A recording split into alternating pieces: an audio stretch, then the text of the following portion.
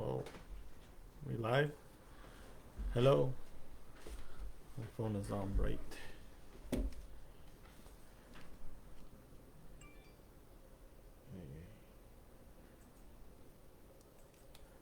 Alright, I think we're live. Yate siya Richard DeCrane and siya. Kitlachini Bashichin Gagiden siya. Ashing da siya Gagiden da sinala kuteya dene siya. Hello everybody. How you doing out there in Facebook world, Facebook land? Um, um, so if you saw from today's topic, we're going to be talking about um, powwows, powwows in general, and powwows, how they kind of came to Southern California, um, and what powwow is today, what the meaning is, the original meaning of powwow was a mistranslation, I think happened on the northern east coast, when these settlers were looking for this gentleman, like his name was, or we're looking for, um, I think they were looking for somebody, and they came across this tribal member, and they said, they kept saying powwow, and they went to find this elder, because that's who they were going to talk to, and I guess that the word or his name was powwow, or that was a mistranslation, from there, I don't know how it happened or what took place. That's kind of the beginnings of the story where the powwow um, pronunciation, was misconstrued. It really didn't mean gathering or native get together or meeting, things that people think it is today. It's just a mistranslation. They were looking for an elder whose name or position was powwow or something like that. I'm not too sure about that language. Anyway, that's as far as I know. Where that term comes from.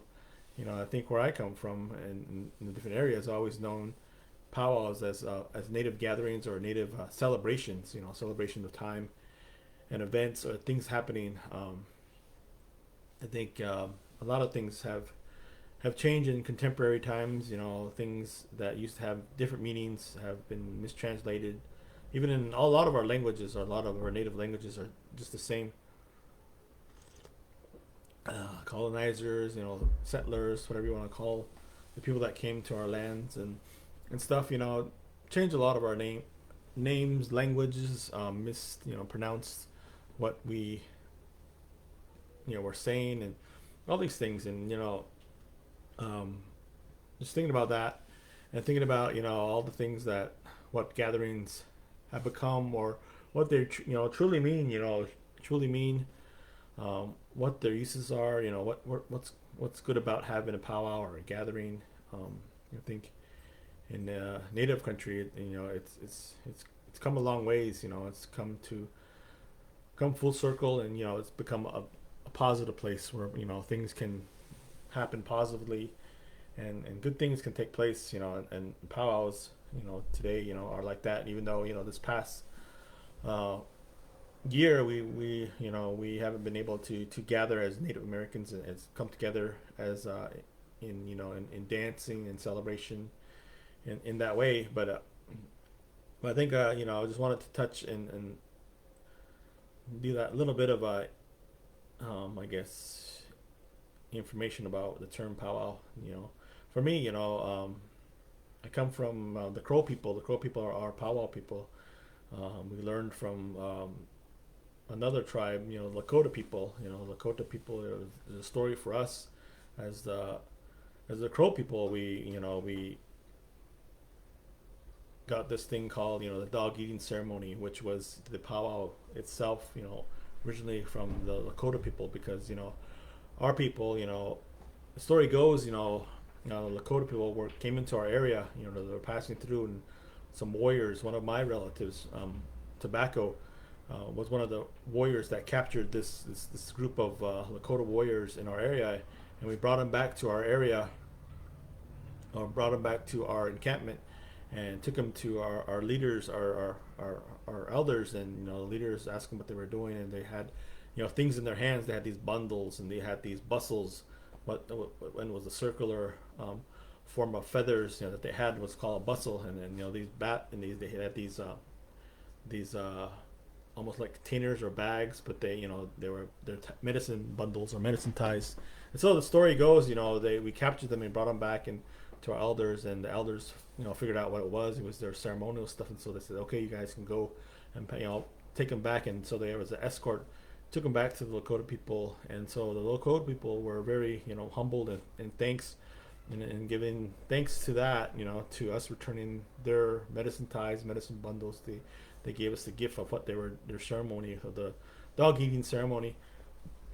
Um, that's the name of it. But anyway, we got the rights and responsibilities from there, and we also went to our older sister tribe, the Hidatsa, and also talked to them, and got the meanings of the powwows, and we got all our information from our tribal elders, and eventually we were able to do big gatherings like that, like the powwow, which was the dog eating ceremony, or other people know it as the celebration of the warriors returning home. For us, that's what it became. The Crow people, or the warriors, would go off into hunting battles and be gone for long periods of times, and when they would come back, and warriors weren't just men. There were both women, men. We didn't believe in gender, or this. We were not non-binary, as you could say today, in that saying. And the warrior itself, is also a mistranslation of a native person. Warrior, just in our translation, it's a brave person. And other people's translation talks about war. War and killing and all this stuff. But for us as native people, the translation is different. But for most people, it's skewed a little bit. But for us, it's like brave, brave person that came back, and sometimes they went to war, sometimes they went to battle, and songs and great deeds were done. And when they came back, they shared their story with the people. And from that's what I was always told. The powwow, the true meaning of the gatherings that we have. For us as Crow people is sharing of the warriors who would return home to the people. And nowadays we've gone farther. If you ever get to come to one of our gatherings, we always have the military people carrying flags, or real traditional people. We have the Eagle staff that comes in and carries the meaning of the warrior. And so usually the veterans are the ones that usually first enter. Well, actually, I'm lying. Usually, they call the spirits. The spirits will come into before we have what's called a grand entry, and all the people will get together and show. And the beginning, they let the spirits passed on in first, and then right after that, they let the warriors, the veterans, the people that sacrificed, into the arena next, carrying with flags. And contemporary times, you carry American flag, all the military service flags and stuff. And in olden times, it was eagle staffs, or eagle wearing, or the bonnet wearing people, or warriors of the society.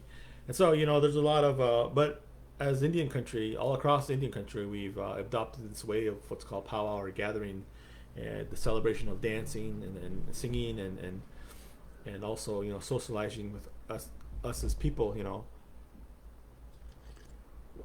And so that's kind of a story. I know that story because it was told to me, because I got the rights to talk about that story by a few of my relatives, because I'm a veteran. I've gone and sacrificed for the people, and that story was shared with me, and so that's why I can share that story. Or those two stories, actually more two stories than one. But at the same time, that's where I come from. A lot of people, in academia and even, here, where all people kind of judge other people, and you have to prove what you know. You have to, in Indian country, we have rights. We earn rights by proving ourselves and getting to an age, or getting and doing something great, and you earn these rights, and you get to learn things and get to know things, and you're able to pass on. And I'm older now. I've gone on, talking about credentials. For me, I've been in this community called San Diego. I've been planning powwows. I've done powwows. Um, facilitated powwows, planned powwows since I don't know back in the 1994, 95, maybe 96. It's been a long time. I've planned gatherings just like this. To celebrate the people, and and that's a long time. It's almost been over 20 years, 21 years, and I've been helping and planning, and just saying that my name where I come from. I was given my name. Has a fast horse at the celebration called the Crow Fair, and so I was brought into the arena and given that rights long ago, long before I even knew what was happening. They named me the warrior. You know the has a fast horse, and so my name has stems from that that far back. Even though in modern times I didn't dance traditional, I didn't dress traditionally, but I was brought up and given the name by my clan uncle, named after my clan uncle. And so there's a whole process, the whole talk of um, you know just what are your credentials to talk about this topic. And for me, this the reason I brought this topic up is just to get people talking. We have a lot of people across. I travel all across this country to different gatherings, different celebrations, and each story of where it comes from and how it formed, is really unique to that area, unique to different areas, unique to each city. Here in San Diego, we have our own story of how the powwow came to our area, how the Bay Area up in San Francisco and up even farther north to to different countries, how the powwow came to that area. For me, I'm part Navajo, and Navajo people, we don't have powwows. We have other types of gatherings, we have other type of events, but it's been recently that we as Navajo people have taken on powwows and really like and enjoy it, because it's very, you could say it's addictive, because it's a celebration of dance. Who doesn't like to dance? Who doesn't like to sing the good music or listen to good music and dance and have a good time? I think that for the Navajo people, um, we adopted this way, and just thinking about that and myself. I planned a lot of different powwows. Even got opportunity to help my family was put together the big celebration called the Crow Fair. I was a part of that, and that in itself, every year the planning of the Crow Fair, the powwow itself, different families are elected, and each year a different family takes over, and that's how it is. I mean, around here in this area, Southern California, usually there's planning committees that have been in place for years, but for us, back home, every year it's a different family, a different respected family, or different, and they start from scratch. They have to do fundraising, and it's a whole lot of work. There's politics and there's all kind of stuff involved in planning of a gathering. Like a good powwow setting, especially if you want to do like a contest um, gathering. And I'm just talking about the Crow Fair. The Crow Fair is 7 days. It's mixed with ceremony, and we have the world's the biggest encampment of teepees, and the whole Crow reservation comes to this area, a place called Little Bighorn, or the Greasy Grass area, and we have a celebration, and we have all our friends, separated by clans and clanship, and there's a whole, like I said, there's a whole, I could talk about that whole process, or a whole clan system, but that's for another time and another story. I just wanted to say, it's a 7 day mixed with different ceremonies in it, along with the powwow itself. And around here in Southern California, I know, just thinking about where things started from. Like I said, I've traveled to different areas, different parts of Southern California, and gone and listened to different MCs and different speakers. Usually when I go to these gatherings, I pay attention. I listen to what people are saying on when they have the one MC or the mic. I listen to what they say, what their story is, what this place is, and I've always been like that. I've always been like a historian. I always paid attention. As a young kid, I just I really enjoyed doing that, and I liked it, and so I paid attention when people spoke, my elders spoke, and I just think of that kind of meme. I don't know if anybody's seen that meme where Baby Yoda sees something, and the next day he's saying he's a medicine man or something like that. Just want to get away from that. But so just thinking about that in California, I think it goes back to the policy era of this country, and thinking about times when the Indian people were moved off their reservation. It was a time when our religion, as they say, our way of life, as we say, was really under scrutiny. We couldn't practice our traditional ways. We couldn't gather because we were thought as war, as we were thought as terrorists in our own country. Nonetheless, and so I think to talk about the beginnings of how powwow got here to Southern California, here where I live is the Kumeyaay territory. Kumeyaay territory, they don't have powwows like what we think they are, but they do now in contemporary times. But back in the day, they only had their own gatherings, but they were influenced by powwow also. We'll talk about that later.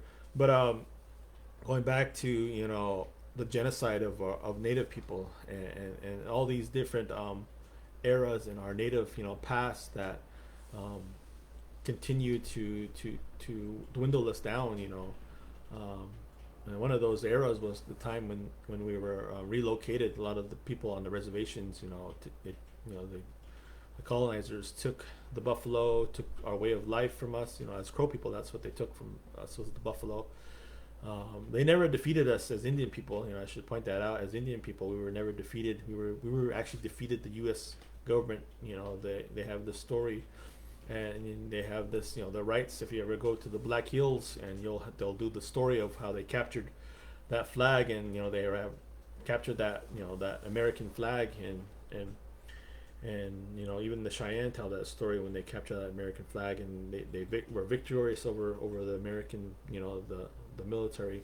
Back then, a lot of Native people were like, even you go back to the Apache people, and Geronimo, he was victorious over the cavalry, the U.S. government, so many times we can't count.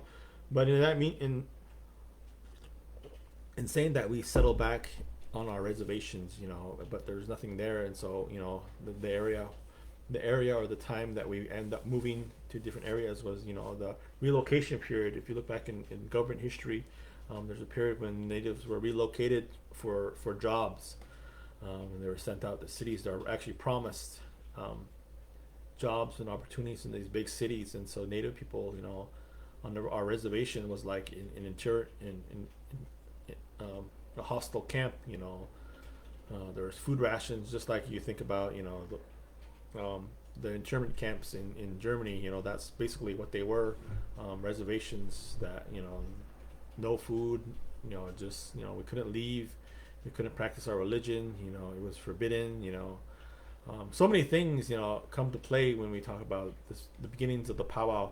And so from what I've gathered, what I've known, what I've thought of it, and if you know some other things as I'm talking, as I'm mentioning, go ahead and put it in the comments, and let this be a discussion amongst the people. Just not me. I'm a knowledge keeper, yes, but there's other knowledge keepers. If we come together and we can make that story that much stronger. So feel free to comment and to add to some of the so I'll probably be saying some names.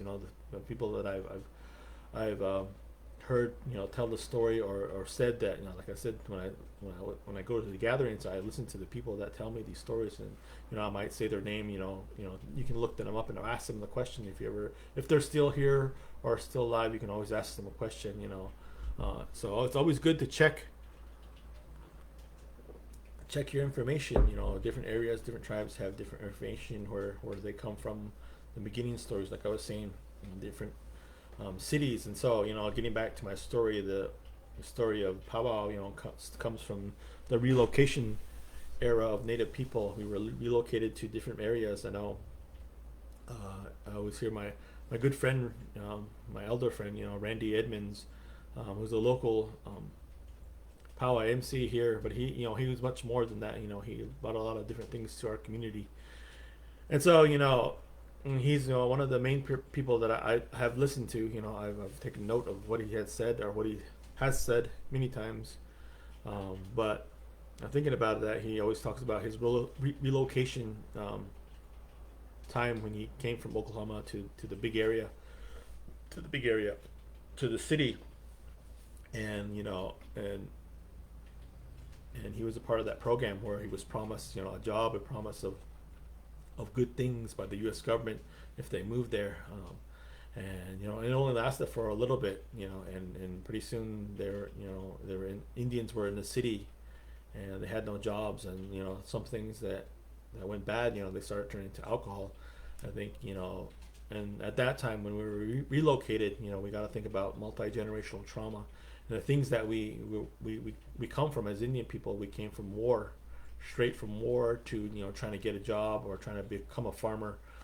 We came from a genocide. A lot of our people come from a genocide, and so to help or to cope with that genocide, alcohol was used for the PTSD of multi-generational trauma of that. And so in the big cities, it was a lot of the Native people, had kind of felt lost again, and so they turned to alcohol, and so it's another story. Sad, but it's a true story. But at the same time, around after I was born, probably in 19. This is probably before I was born, even. This relocation period. That's why I said I listened to my elders, and in 1978, when it's finally, there was a time. I think we, as Indian people, were put in the War Department. We didn't know that. There's a lot of people that were considered terrorists, and in that time, we were, all the things that we did were were illegal. We couldn't gather. We were taken, if we did gather or we did do some of our ceremonies like Native American church, or even traditional gatherings like powwows. We would be the police would come in. Whether it was tribal police, sheriffs or federal people, they would come in and just take people to jail. I know my grandparents, on the Navajo side, Native American church, many times they were taken to jail, and both my Navajo side and the Crow side, our people were tired. My relatives were tired, and they went to the U.S. government and petition. I know on both my Crow side and the Navajo side, my grandparents, they went to petition the Congress, and they got that. They got that in place where we were able to celebrate life again, celebrate our tradition without persecution. This was back in 1978. I'm trying to do it like a little bit of a timeline. In 1978, when the Freedom of Religious Act was passed on. I'm not really a numbers guy, so you can do your own research and your own things if you want and look that up. And so thinking about that, Native people, and so it was a time, like I said, I think the first few powwows were actually, were people that were, living in the big cities in these areas. And this story can go along with a lot of different places around this country where powwow is now prevalent. And so, the Native people, from what I was told, they missed their celebrations, they missed their gatherings. They still would do them, they still would have them, but underground. So some people say they, put it to sleep. If you go to Crow Fair, we're at 102 years of celebrating our Crow Fair. That's 102. Yeah, I said that right. But there is quite a few years that we didn't count, or we went underground because our culture, our way of life was persecuted, to an extent. We would go to jail, and so there's numbers and things that are times that they didn't count, or were just like this in COVID. This whole year we had to cancel a lot of our celebration or get together, and there's times that did happen. But back then, we were really persecuted, and so a lot of our practices, our ways, our tradition, and a lot of people that lived in the big city missed those ways. They missed the reservation. They miss times to celebrate, and they would go underground. And I remember I've seen stories and talked to people in the LA area, um, and talk about, I've seen movies even about the LA area and the times that were harsh, and they would go, they'll have a get off work and they would go into the hills and have a powwow. I have stories, that from some of the elders, the Kiowa Gore dance. Well, the first Kiowa people that tell the stories, they were up in the area. I remember hearing the story about how they used to go, not just Kiowa people, but Native people in general. They would go and celebrate up in the mountains and the hills, and they would party with alcohol, and they would also sing their songs. And I remember seeing this one movie. Um, I can't remember the name of the movie. It was pitch dark and there was a bonfire, and they're out there just singing their gore dance or gore dance songs and singing, the traditional round dance songs, and they were just, having a good time with the people. But at that time, like I said, alcohol was very prevalent in our celebrations because it was our coping, a way of coping. A lot of the failures that happen in the big cities, and alcohol is very addictive. It's addictive. It's a drug. Things like that, and a lot of things. As Indian people that we knew, but we still did. Alcohol has never been a part of Native teachings or cultures. In recent times, the recent powwows around here, were drug and alcohol free. All the powwows that I go to nowadays, are drug and alcohol free. But I remember when I was a little kid, I'd gone to quite a few powwows as a young kid, trying to sit at the drum. My uncles pushed me away, because they smelled the alcohol. Around our drum groups, there was a lot of alcohol use, and that's another story for another time. Another traumatic experience for myself. And for my mom. She didn't want anything to do with alcohol or drugs, and kept me away from it because that place was a place where alcohol was used, drugs were used, and bad things happened, and so. But time has come, full circle, has changed, and these ways, the alcohol and drug abuse at powwows are no longer tolerated. There's zero tolerance at a lot of the powwows and gatherings that I go to nowadays, and there's pretty much none. There's still people that drink and still people that use drugs at powwows, but at the most part, they're good gatherings for the people. And so we're kind of returning to our old ways where I always when asked to speak for people, I always tell the story of how back in the day what the true meaning of the powwow is a celebration of our warriors returning home to tell their story, whether it's through music or composing of a music, composing of a story, through dance. That's the way I was always taught, and that's the way I always tell people what the true meaning of that story. It was time that our elders were able to gather and our young people were together to gather. And when you have elders and young people together, there's storytelling and things happen and tradition is passed on.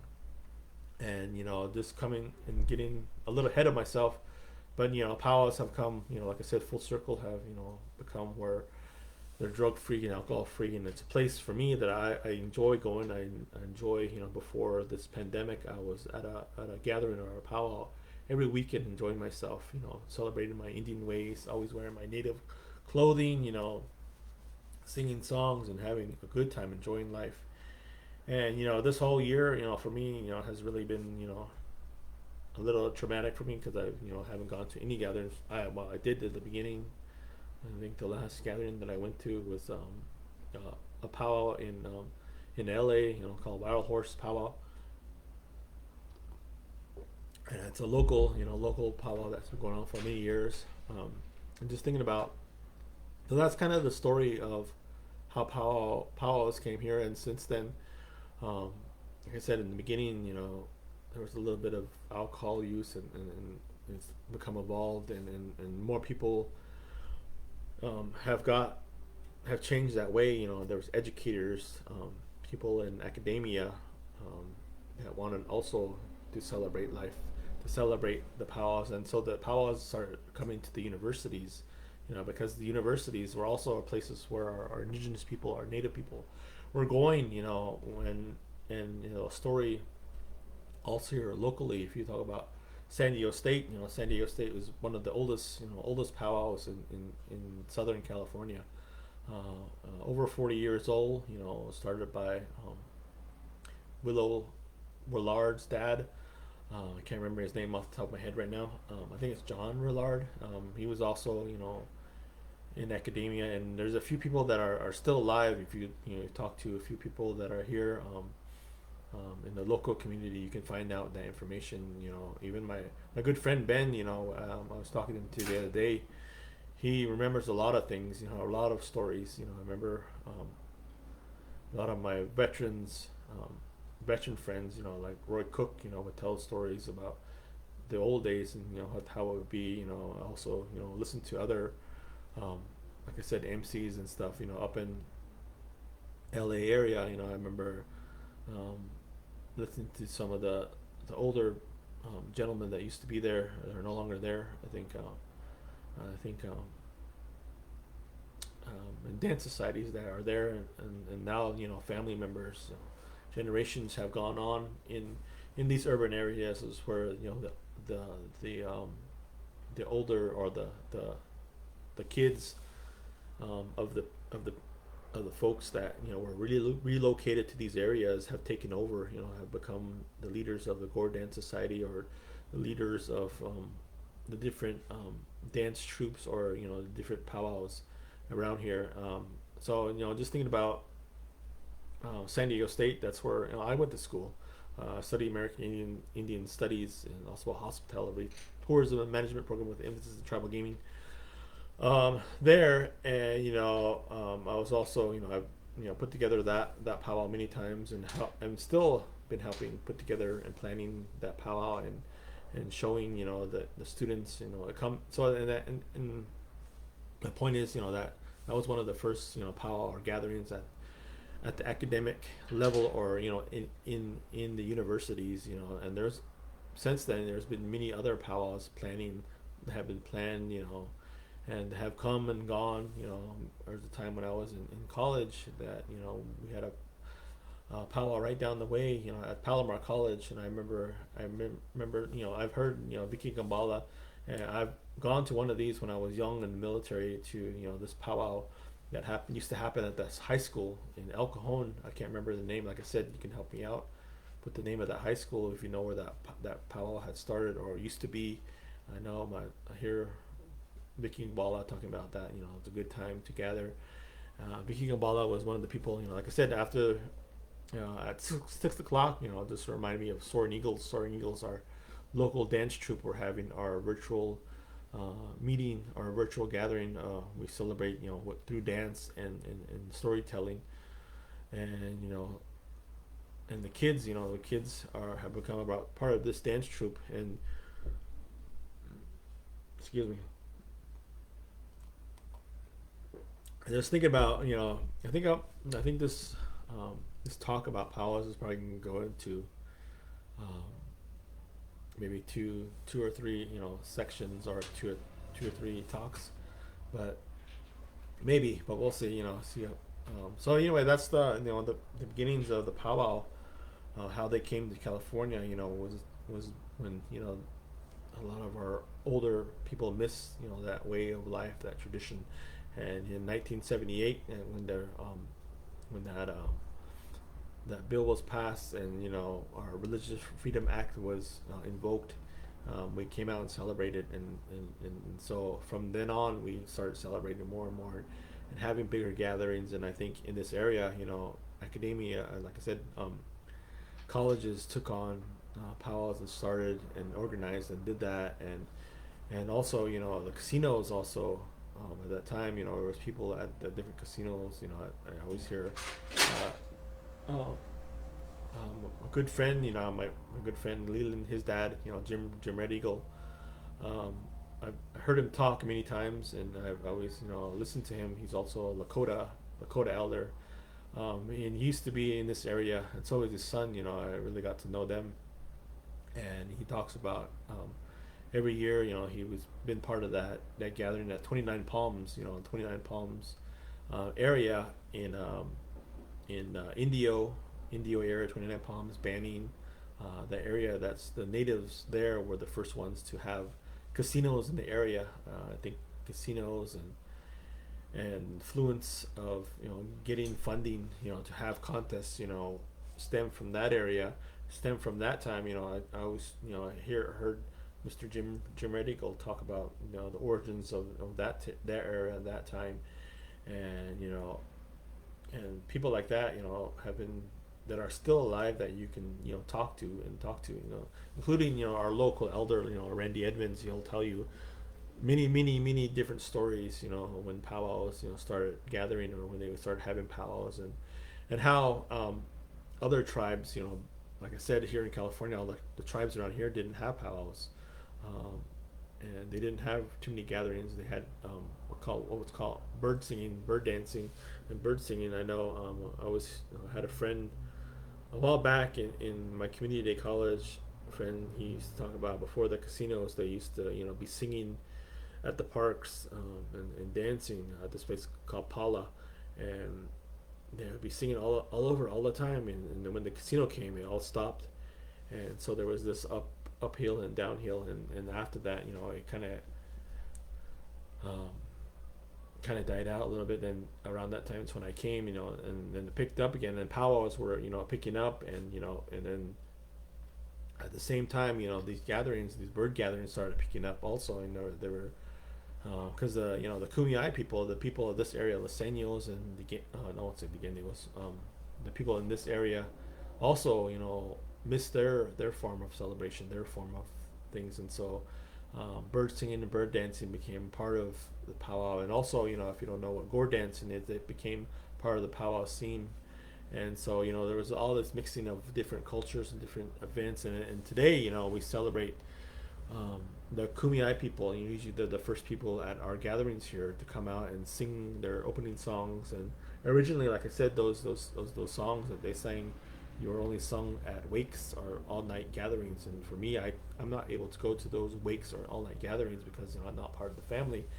That's what happens there, and they brought it out. And I've talked to many people, even um, me and my wife. We didn't just start planning powwow. We talked to the local community, and we talked to the people here first before we started doing some of our gatherings, and we wanted them to be involved also. I know my wife talks about this gentleman named Uncle Henry. Back in the day when my wife was part of Cal State San Marcos, she started that. She helped organize that powwow, and she didn't start it.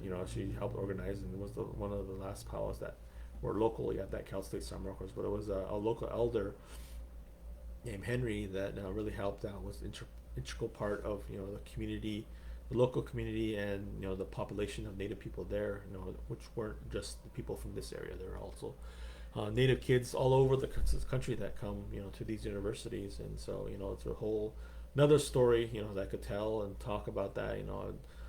Just thinking about that, and how we, as indigenous people, we missed our old ways, and we brought them to this area.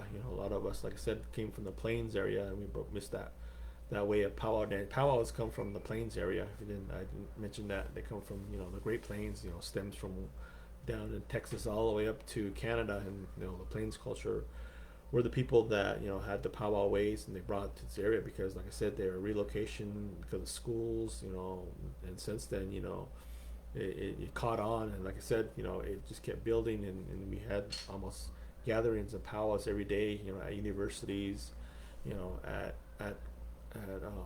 local reservations, around here. We had Verona. Can name Verona was one of the very first, powwows that I've come and learned that, that was one of the first places that had powwows and gatherings and what's called gore dance. And so, at the same time, the Verona people wanted their ways, and so they brought that bird singing and bird dancing, bird gathering out too at the same time. And money came involved with the casinos, and so some of these powwows have casino money. Like I said, some of them are sponsored or put together by people. The Gastelum family comes to mind. Their family puts together the powwow called the Powwow by the Sea in Imperial Beach, right off the beach. I'm usually a part of that, because I got to know Anthony, which is he's a veteran. He's part of a veteran group that I was part of, and I always talked to him, consulted him, and we conversed, and and just thinking about the gatherings that happen locally, and in the urban areas. And here at the clinic, we have our yearly gathering on Mother's Day, the Barona powwow. And so, I think a few people have been part of that. Many different people have been part of that planning and putting it together. And this last year we were able to have it. But at the same time, we had that big celebration. And if you don't know, in San Diego, this place called Balboa Park, it's right close to the airport, right close to downtown. We have a big, huge gathering of Native people celebrating, and this thing called powwow. And so, just thinking about all these, as we, just thinking about all these different gatherings and different ways of to celebrate life and to celebrate our traditions and to bring back, our languages. This place. We talk about creating a space. Like us right now, we're in a safe space. A safe space, and we created those spaces to tell our stories, to share our youth. When we have these gatherings, these powwows, these celebrations, there's a place where, like I said, the elders can gather, where the young kids can gather and share, knowledge. It's a place that is like much like a university. The teachers are coming, the students are coming, and this time, is very sacred time, at the same time very ceremonial time. I know a lot of powwows, like I said, have become where they're non-alcohol, no alcohol, no drugs is tolerated at our events nowadays. Which is why I really enjoy it, because I that personally, that's what I believe in, and I've been a part of that process, and it's come, like I said, full circle, where powwows have become prevention of drugs, prevention of alcohol, prevention of suicide. Like I said, it's a process. It's not new. It's an old traditional way of gathering. Like I said, as Native people, it's an opportunity, like I said, for the elders and the young kids to come together, and for an opportunity for the elders to tell a story or to share with the young people. And at the same time, I have a good time watching the powwow dancers tell their story. For me and my family, my family, we're all dancers. If you saw in that thumbnail, that's my daughter dancing, and my son is dancing. And when we talk about culture and prevention of all these, the bad things, prevention, and this is the way, this is the Indian way, a way that is not new. It's been going on for over 500 years before Columbus even came here. We had this way of gathering, of our elders, of our knowledge keepers. Like I said, when we have these gatherings, we have not only elders and knowledge keepers, and people with rights and perspective, and Native veterans, and so a whole lot of things happen at these gatherings that are at times unnoticed, or from the outside person, but for the people that know, that are there, to experience that, it's a good time. It gives good feeling. I know I miss a lot of my friends and family when I went to a lot of these gatherings. We just saw a good friend the other day, and my wife, was a funny story that she got a sandwich, like a big hug, because they missed her so much. We just kind of laughed and joked. She got sandwiched. I don't want to say the name, but she got sandwich, a hug sandwich, because we missed that way. It was our powwow family that we come to know, and we're still celebrating. Like I said, we have our dance class. I talked a little bit about our dance class last week in the formation. A lot of our people, our kids, come together.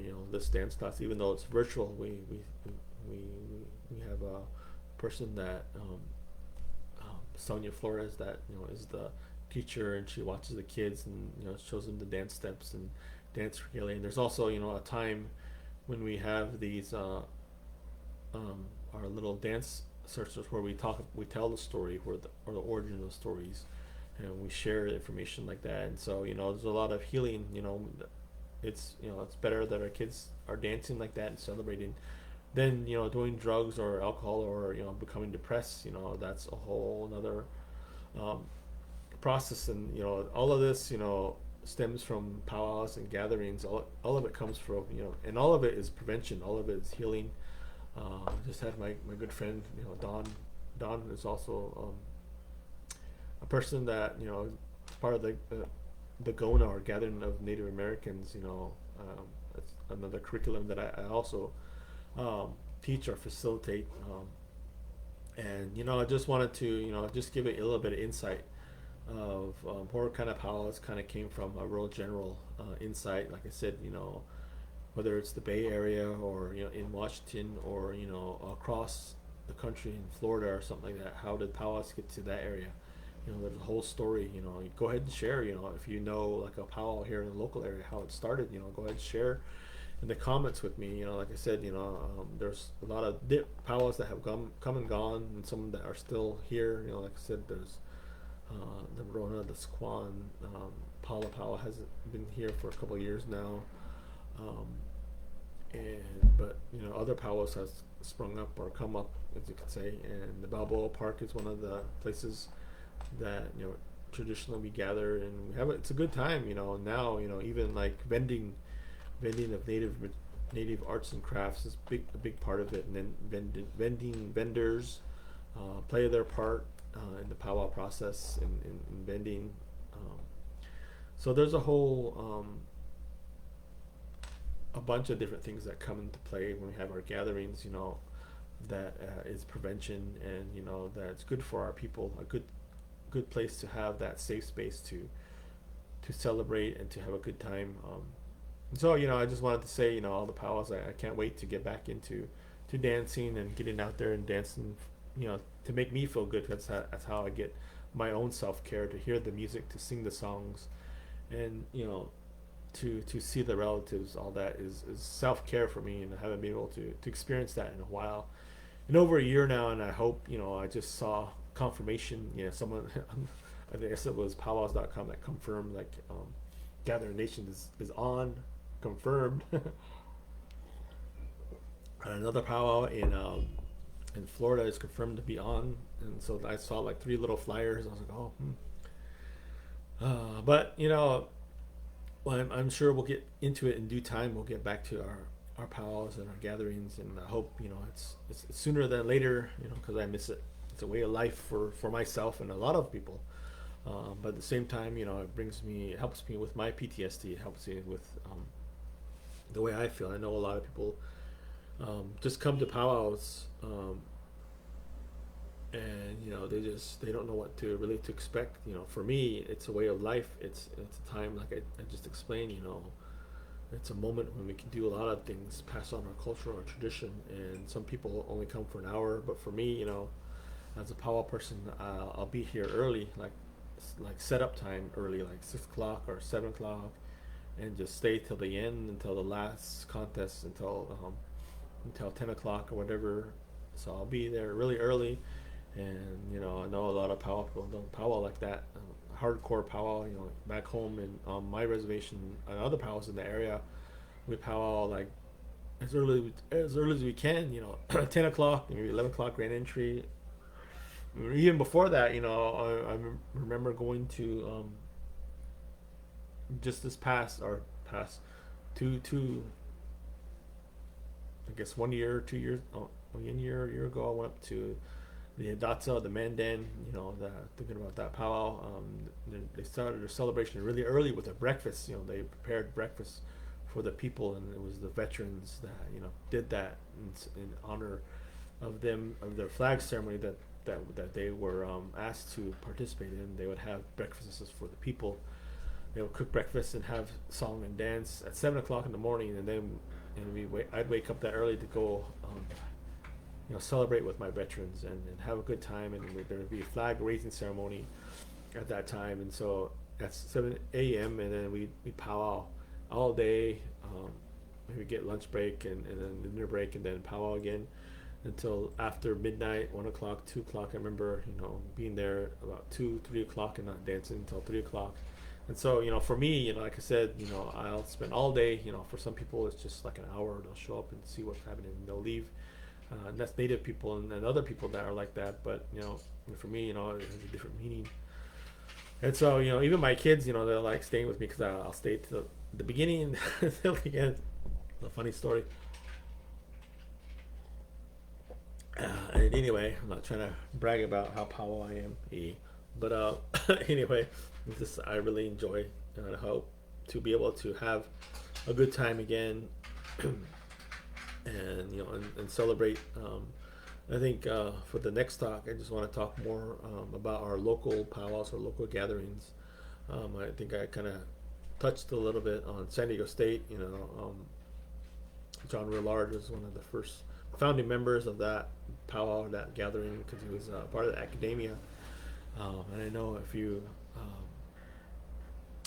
just can't think right now, bro, I'll have to write down a few information about it. But anyway, we could talk more about powwow, local powwows and gatherings. And if you're able to come, you're welcome to come to our dance class. I know we're having our Soaring Eagles virtual dance class. We have a lot of kids coming out. I'll be the MC. Okay. I'll be the DJ. Since we're not able to gather and sing, usually I'm part of the drum group and I'll sing for the kids. But I'm going to be the DJ. And it'll be live again. Probably certain parts. Other parts will be just us teaching kids how to dance. Not me, but mostly Sonia. Me telling a few stories if I get the chance or opportunity. I'll do that. And I just wanted to say that much and kind of promote our dance troupe, promote all the dance troupes across this country. Give them support, come out and just watch. Have a good time just watching them little kids dance. Makes me feel good. I'm not sure it can make other people feel good. And like I said, if you can, um, just leave a comment, maybe a gathering that you want me to talk about, or touch a little more on. Like I said, I've been around. I've heard many different stories of the stories of how powwow came to this area, or how it came to be. And so there's many more stories, many more aspects, many more points of view that I can share. I just touched on just a little bit of some of the people that I learned from. Just thinking about some other names.